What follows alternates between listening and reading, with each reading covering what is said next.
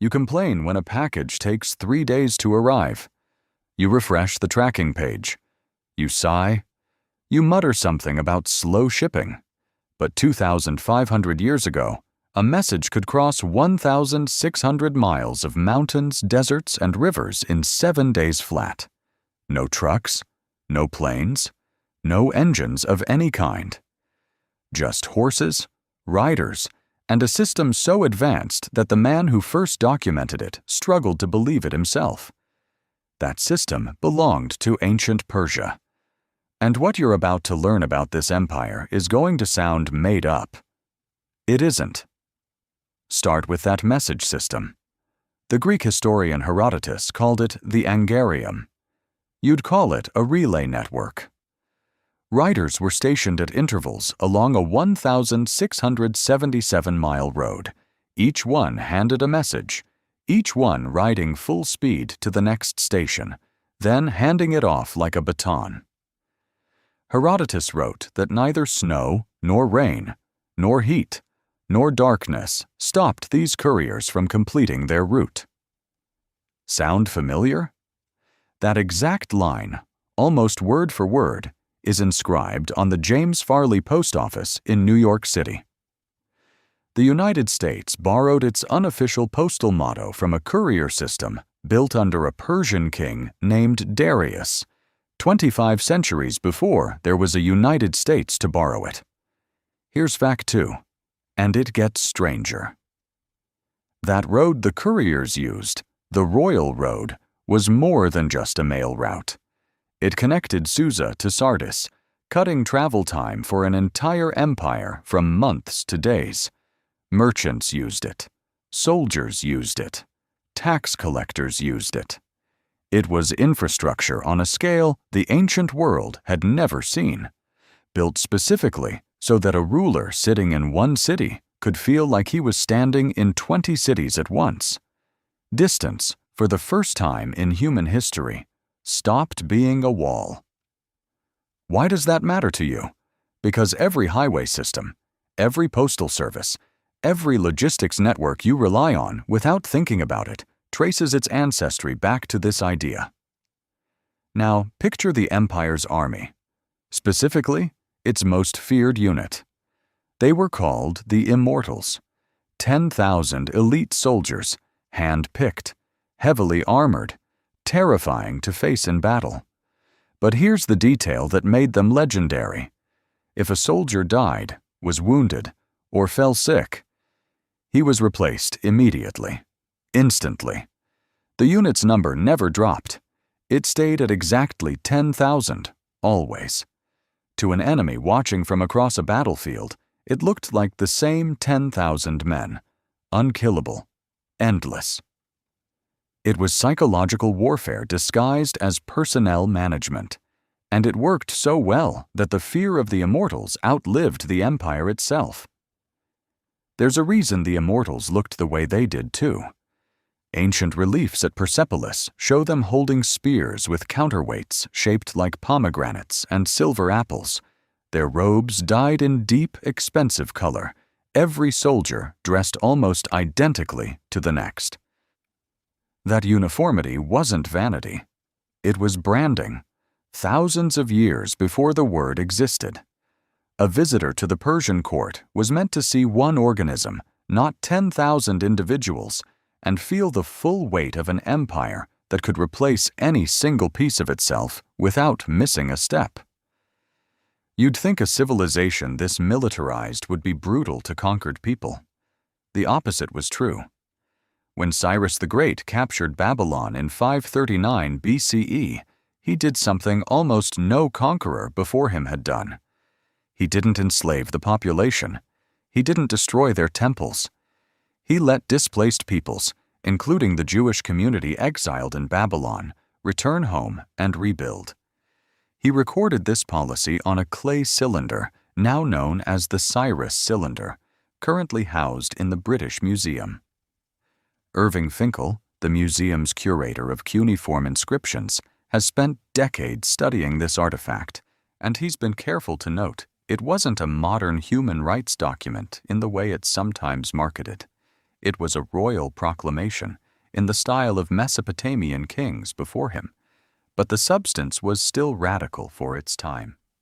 Cyrus ruled an empire of Persians, Babylonians, Egyptians, Lydians, and Jews, and he didn't force any of them to stop being who they were. Why would a king give up that kind of control?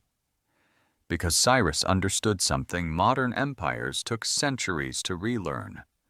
A population left to keep its language, its gods, and its customs is easier to govern than one that's constantly rebelling against having them erased.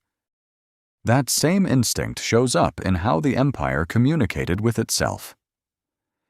The Achaemenid Persians spoke Old Persian at court, but they didn't force it on everyone they ruled.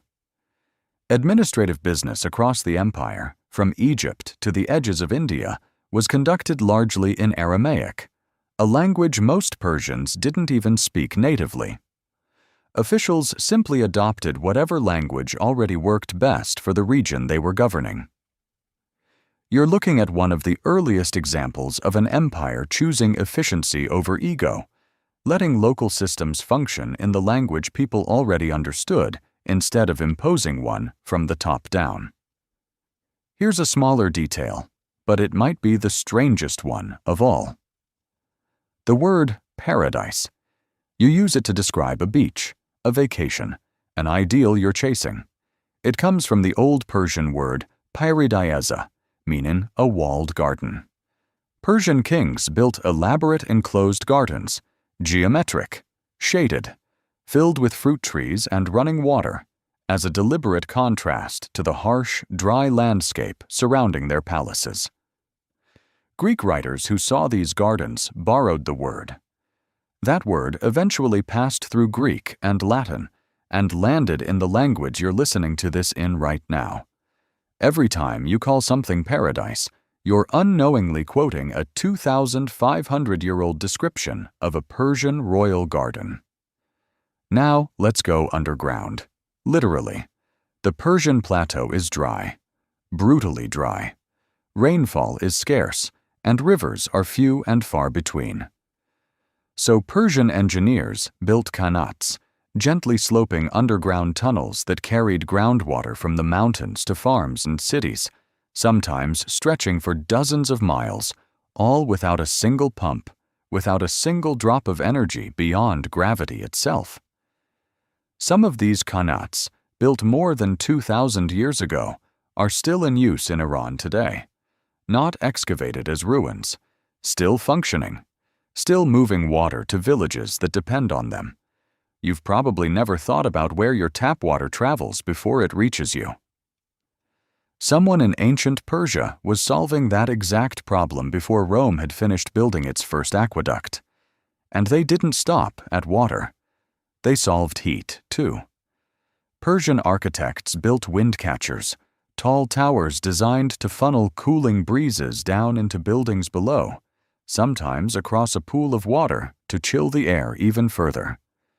No electricity, no compressors, no refrigerants.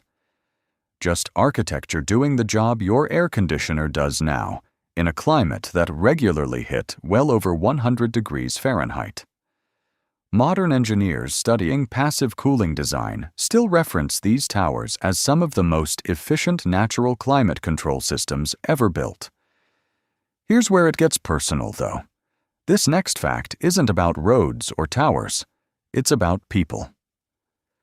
Buried beneath the ruins of Persepolis, archaeologists uncovered tens of thousands of clay tablets, an administrative archive detailing rations, wages, and travel across the empire. They're called the Persepolis Fortification tablets, and they were first deciphered by Richard Halleck at the University of Chicago's Oriental Institute, with later scholars like Wouter Henkelman expanding the picture dramatically. What do these dusty bureaucratic records reveal? Something you wouldn't expect from a 2,500-year-old empire. Workers were paid based on skill and role, not strictly gender. Pregnant women received higher rations in the month before and after childbirth, a detail administrators tracked deliberately as a matter of standard policy. This wasn't a modern labor law. It was a functioning bureaucracy that had already figured out, millennia ago, that a worker's body needs a wage system has to account for. Now think about what you believe happens after you die. There's a good chance part of that belief has Persian roots. Zoroastrianism, the dominant religion of ancient Persia, introduced ideas that were, at the time, genuinely new. A cosmic struggle between good and evil. A final judgment. A heaven and a hell, weighed by your actions in life. The scholar Mary Boyce, one of the foremost historians of Zoroastrianism, spent her career tracing how these concepts moved outward from Persia during the centuries when Jewish communities lived under Persian rule, and how echoes of them later surface in Christian and Islamic theology. You don't need to take a position on whether that influence was direct or indirect to notice something remarkable. An idea born on the Iranian plateau may be quietly present every time someone today describes heaven, hell, or a final reckoning. But empires this advanced still end, and Persia's ending was as dramatic as its rise. In 330 BCE, Alexander the Great's forces burned Persepolis to the ground. Historians still argue about why. Some accounts describe a drunken knight that spiraled out of control. Others describe a calculated act of revenge for the Persian burning of Athens more than a century earlier. Pierre Briant, widely regarded as the leading modern historian of the Achaemenid Empire, has spent decades untangling fact from Greek propaganda in the surviving sources, since almost everything you've ever read about Persia was originally written by its enemies. Think about that for a second. Much of what shaped the West's image of Persia for over 2,000 years came from the people who conquered it and had every reason to make it look worse than it was. Even the empire's fall left something behind, oddly enough. When Alexander's soldiers scattered Persian administrators, engineers, and scholars across the territories they'd conquered, they didn't erase Persian knowledge. They spread it. Irrigation techniques, road-building principles, and administrative record-keeping resurfaced for centuries afterward in the Hellenistic kingdoms, then in Rome, absorbed so thoroughly that later civilizations rarely credited where the ideas originated. An empire can lose a war and still win the argument about how the world should be organized. So here's the real question underneath all 10 of these facts.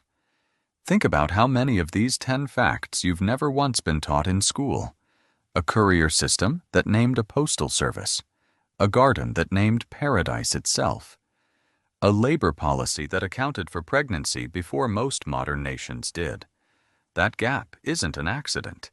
It's the result of a story told for 2,000 years, almost entirely by the empire's rivals. Why does history remember Greece as the cradle of civilization and treat Persia as the villain in someone else's epic? Ask that question, and the whole picture starts to shift. You live inside networks you didn't build, roads you didn't lay, postal systems, climate control, administrative fairness, religious ideas about right and wrong. All of it feels invisible, automatic, like it simply exists. It doesn't.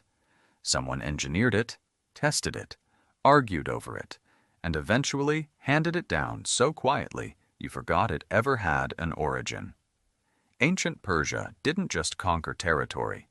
It engineered the invisible scaffolding still holding parts of your daily life together. So the next time your package takes 3 days and you feel a flicker of impatience, remember, the real answer isn't that shipping is slow. It's that 25 centuries ago, someone already solved this problem faster than you'll ever notice.